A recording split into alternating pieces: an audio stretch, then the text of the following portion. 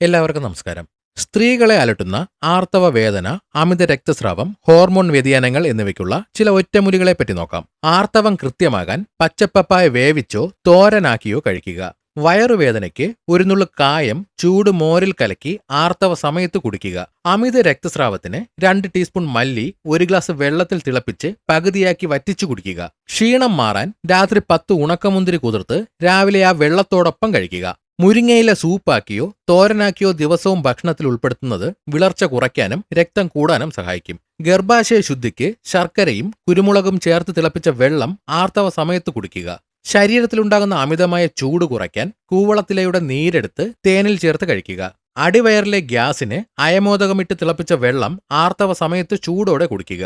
പെരിഞ്ജീരകമിട്ട് തിളപ്പിച്ച ചായ ആർത്തവ സമയത്ത് കുടിക്കുന്നത് വേദന കുറയ്ക്കാൻ സഹായിക്കും. അമിത രക്തസ്രാവത്തിന് വാഴപ്പൂവ് തൈരിൽ വേവിച്ചോ തോരനാക്കിയോ ആർത്തവ സമയത്ത് കഴിക്കുക. തുളസിയിലയിട്ട ചായ ആർത്തവ ദിവസങ്ങളിൽ കുടിക്കുന്നത് മാനസിക സമ്മർദ്ദം കുറയ്ക്കാൻ സഹായിക്കും. വെള്ളപ്പോക്ക് മാറാൻ ഉലുവ കുതിർത്ത വെള്ളം ദിവസവും രാവിലെ വെറും വയറ്റിൽ കുടിക്കുക. കരിക്കിൻ വെള്ളം ആർത്തവ സമയത്ത് കുടിക്കുന്നത് തളർച്ച മാറ്റാൻ സഹായിക്കും.